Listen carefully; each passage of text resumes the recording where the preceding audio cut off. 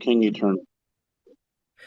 Hello, welcome. I'm Quincy. I'm here with Austin. Austin, say hi here. They know who you are. Hello. And Nate. Hello. We're here to talk about the Bible Quizzing National Tournament, Bible Quiz Fellowship National Tournament 2025 in Green Lake, Wisconsin. How are things in Green Lake, Wisconsin, gentlemen? The weather is beautiful. Yep, it's great today. We were able to hang out after the rally. It was like perfect evening weather here, just no bugs yet that I could tell. So that was great. 60s, perfect weather for Wisconsin in April. We received word that if you take the trip over to a neighboring town, you might be able to see the sturgeon spawn. That might be like a once in a lifetime event. So if you're not coming to nationals and that puts you over the edge, come on down and see the sturgeon spawning. I'm sorry, I just think that's funny. All right. All right. It's really happening there. Tomorrow's video we'll analyze some sturgeon spotting. How did that work exactly?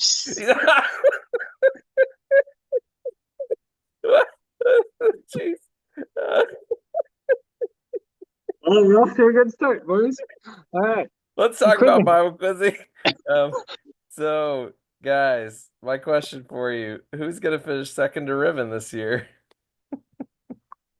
Oh You go man. first. I don't know. I mean, Moxie? I mean, it seems like it's been the same couple of teams every year, and it's really been uh, very much of a challenge for some other teams to get in there. I know Revelation has been in there in those discussions usually, but yeah, I mean, do we want to just say Revelation, Moxie, Riven in the Yeah. championship every year? I mean, I don't want to say that. I want other ministries to be involved, but um, that could be the official cop out answer, but I don't want to go there. I think it's too early to tell.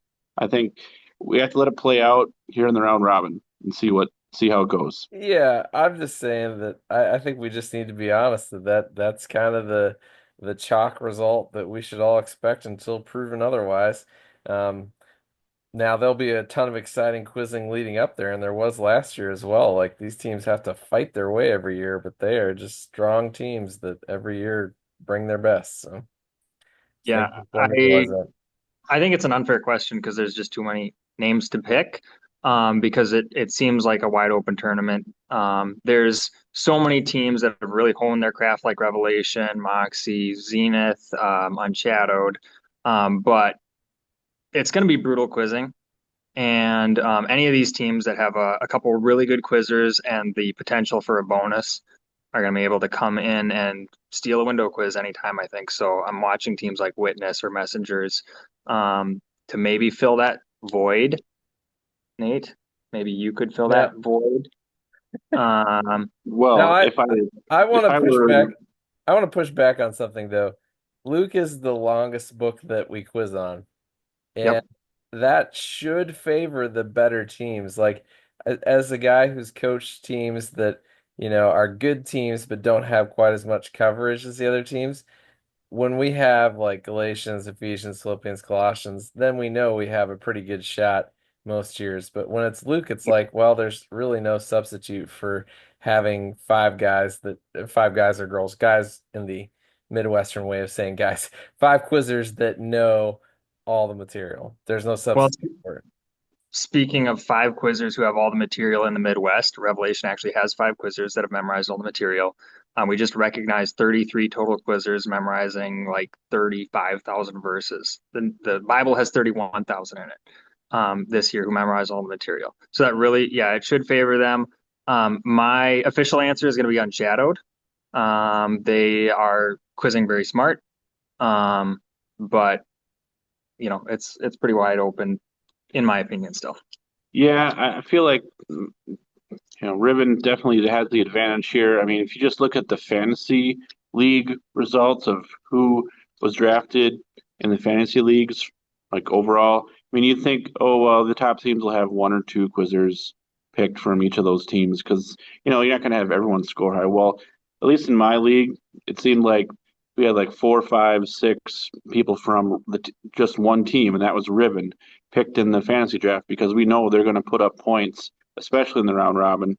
We're going to see 600s, going to see 700s. We may even see some 800s from them. It's just they're a machine, and just to see them do that time and time again is really remarkable. And I don't think there's a team that can compete at that level, especially when they get a quizmaster that is to their advantage as far as their style. So I know it'll come down to Saturday and how all the close quizzes shake out, and but I do see them being the team to beat again this year. Makes sense. All right, well, let's talk about Thursday. We got Thursday quizzing coming up. Everybody make sure you're checking out quizzing.live where you can get to see all the scores as they go forth. I can't wait to be on there all day tomorrow. I know, Austin, you did some pre-tournament work on looking at the schedule and seeing how crazy it is and the best quizzes. So you want to talk a little bit about what you saw? Yeah, I'm going to give some credit to Cole Bork for doing the most of the work here. I kind of fed him some data, and we came out with what we're calling an insanity ranking for each quiz.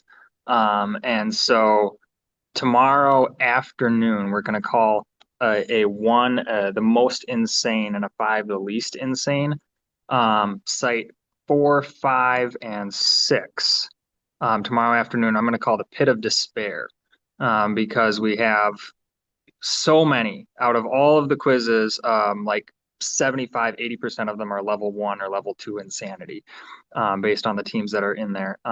And so if you want to hang out and see some brutal quizzing and some negative scores, maybe that's the place to be tomorrow.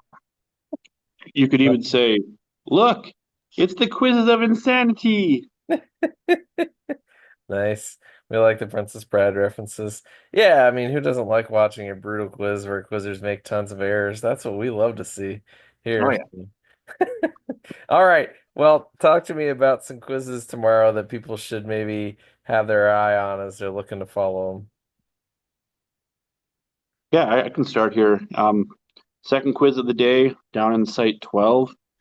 We got a quiz with Clay, which is the top team from Badgerland, the host ministry this year. So, they're probably got a little bit of extra pressure on them to do well here at this tournament, defending their home turf, so to speak. And then we've got Third Day from Family Life, which I believe is the top team from the New York area.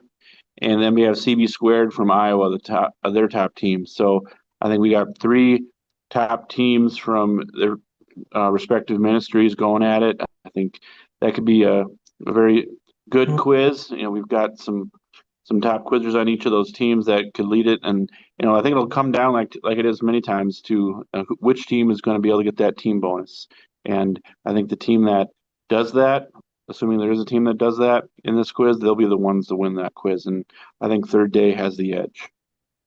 I'm going to look at the end of Thursday morning in site 14. End of the day, last site, it's round robin quizzing, so there's no last site. But site 14, Supernova, Revelation, and Zenith. And I think I've alluded to a couple of these things already that I'll mention. Revelation's got all that firepower. Are they going to be able to use it is my main question for this tournament. Are they going to be a team that's going to put up those 600, 700 point quizzes in the round robin? Or are they going to win some quizzes but only by 100 points when they should win by more?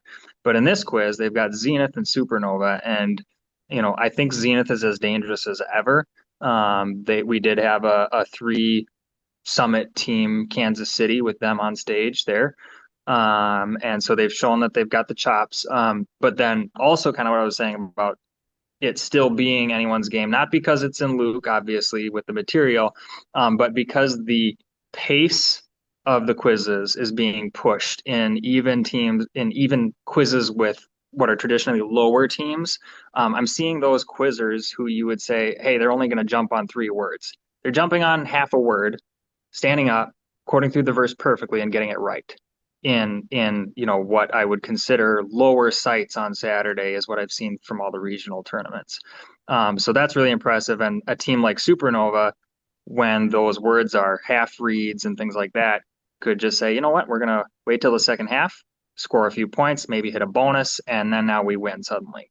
So I really want to see Revelation and Zenith pitted against each other, but what are they going to do if Supernova's waiting right behind? Because I know they can score some points. Yeah, good highlights, guys. And there's, of course, all kinds of fun storylines to follow, youth challenge teams, uh, TFC Northwest teams, I see. Astonished hanging around there. There's all the usual suspects as well as some other teams that we'll have to get used to and understand what they're up to. Warriors again, seeing what they're up to.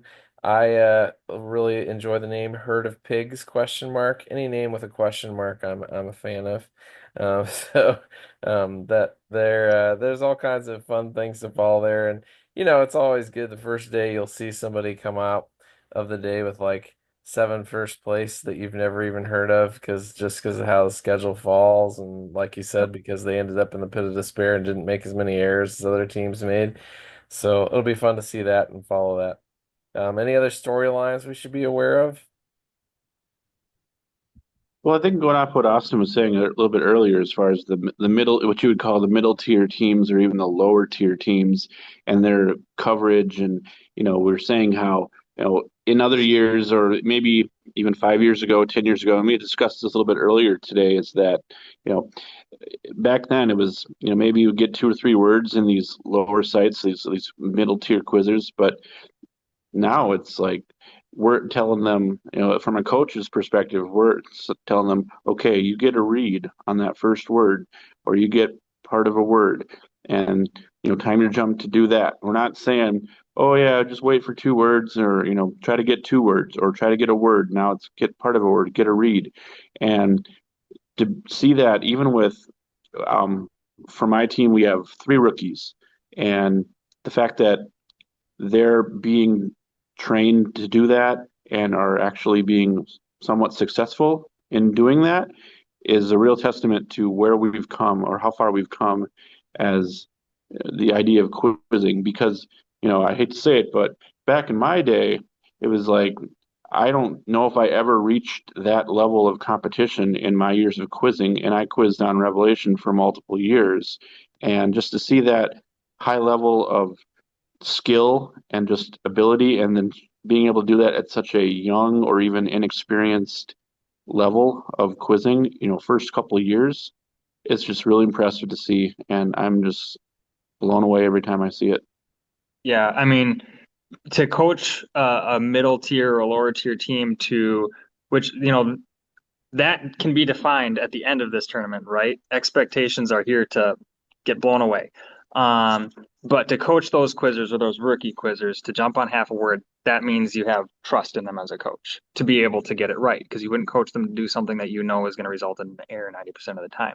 Well, that's what I mean by the competition tightening it up for these higher teams, because at some point you can't get negative words and still expect that you're going to get it right unless you're Riven. I don't know how that happens, but everybody else, negative words isn't a thing.